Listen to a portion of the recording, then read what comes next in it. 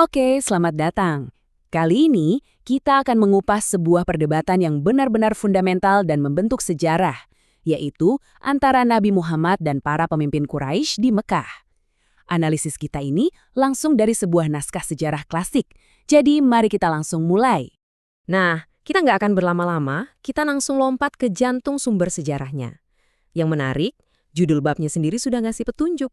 Ini membingkai konflik yang terjadi itu bukan sekedar perselisihan biasa loh, tapi sebuah perdebatan formal, lengkap dengan bukti-bukti dan bahkan katanya ada pengakuan batin dari pihak penentang.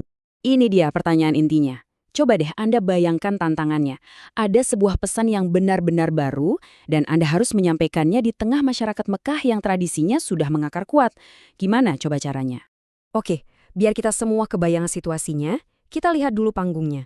Saat itu, Mekah itu pusatnya ibadah politeistik. Dan suku Quraisy sebagai penjaga Ka'bah, ya mereka lah yang memegang kendali penuh, baik secara agama, ekonomi, maupun sosial. Disinilah letak benturan ideologisnya. Di satu sisi, ada ajakan untuk menyembah satu Tuhan. Radikal banget saat itu.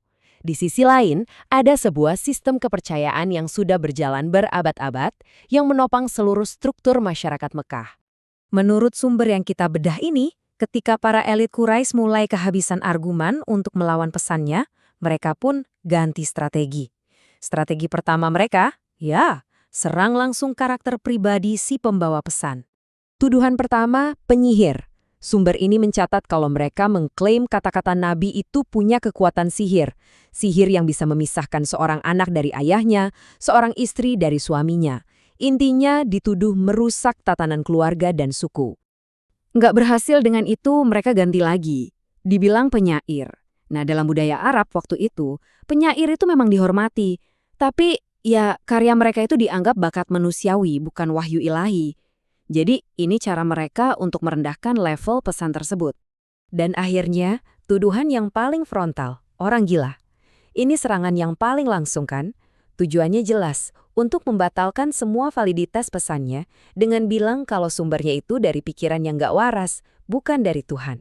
Nah, ini yang perlu kita garis bawahi. Label-label spesifik ini, penyihir, penyair, orang gila, itu bukan interpretasi kita di zaman modern ya. Semua ini diambil langsung dari catatan sejarah yang sedang kita periksa. Tuduhan-tuduhan ini benar-benar tercatat di sumber aslinya. Jadi, setelah serangan-serangan personal tadi nggak mempan, pihak oposisi ganti taktik lagi. Mereka mulai menuntut bukti. Tapi bukan sembarang bukti, mereka minta bukti yang nyata, yang kelihatan mata, yang sifatnya sangat duniawi. Tanda-tanda keilahian yang bisa mereka lihat dan sentuh. Sumber kita ini menceritakan satu momen kunci di mana seorang pemimpin Quraisy bernama Utbah bin Rabi'ah datang mendekati Nabi dengan tawaran-tawaran ini. Coba Anda perhatikan polanya. Semua tawarannya itu berakar pada hal-hal duniawi, harta, tahta, atau kalaupun dianggap penyakit, ya solusinya medis. Dengar kutipan langsung kayak gini tuh rasanya kita kayak ada di sana ya. Kita bisa merasakan gimana Utbah mencoba memahami motivasi Nabi lewat kacamatanya sendiri, yaitu kacamata kekayaan dan kekuasaan. Nah, terus gimana responsnya?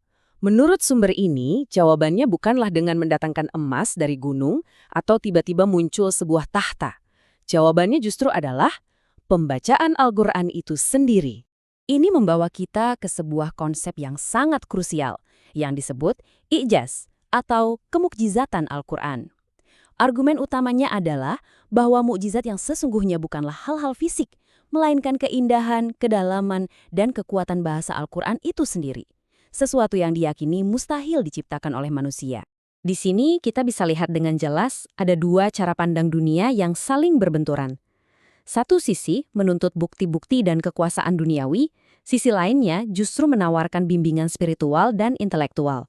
Ini adalah pertarungan mendasar antara yang material dan yang transenden. Dan inilah respons yang sangat kuat itu. Sumber ini mencatat bahwa sebagai jawaban atas semua tawaran Utbah, Nabi membacakan beberapa ayat Al-Quran yang puncaknya adalah peringatan keras ini. Ini bukan lagi negosiasi. Ini adalah sebuah proklamasi ilahi yang mengingatkan pada nasib kaum-kaum di masa lalu yang juga menolak utusan mereka. Oke, sekarang kita sampai di bagian akhir dari analisis sumber ini. Bagian ini fokus pada pertanyaan, mengapa? Mengapa pesan itu pada akhirnya tetap ditolak oleh para pemimpin Quraisy. Apa psikologi di baliknya? Nah, untuk memahami ini, sumber ini menyorot satu tokoh kunci, Al-Walid ibnu Al-Mughirah. Dia ini salah satu pemimpin Quraisy yang sangat dihormati, sekaligus seorang kritikus yang vokal. Reaksinya terhadap Al-Quran menjadi klimaks dari argumen sumber ini. Dan disinilah puncaknya. Setelah mendengar langsung bacaan Al-Quran, Al-Walid, sang penentang vokal ini, secara pribadi mengakui kualitasnya yang luar biasa. Dia tahu ini bukan sihir, bukan puisi. Menurutnya, ini bukanlah kata-kata manusia. Jadi pertanyaannya, kalau seorang penentang utama secara pribadi mengakui kekuatannya, kenapa di depan umum dia tetap menolaknya? Nah, sumber ini menyimpulkan bahwa penolakan itu bukan karena ketidakpercayaan intelektual, tapi lebih karena politik dan gengsi sosial. Takut kehilangan status, persaingan antar klan, dan kesombongan untuk mengakui kebenaran yang datang dari orang lain. Dan ini membawa kita pada pertanyaan terakhir yang provokatif. Kisah sejarah dari Mekah ini ternyata bukan cuma jadi cerita masa lalu, tapi juga cermin abadi tentang sifat manusia. Ini membuat kita bertanya-tanya, bukan hanya soal sejarah, tapi juga tentang diri kita sendiri. Faktor apa, entah itu gengsi, tekanan sosial, atau tradisi, yang kadang-kadang menghalangi kita untuk menerima sebuah kebenaran yang sebenarnya sudah kita lihat di depan mata?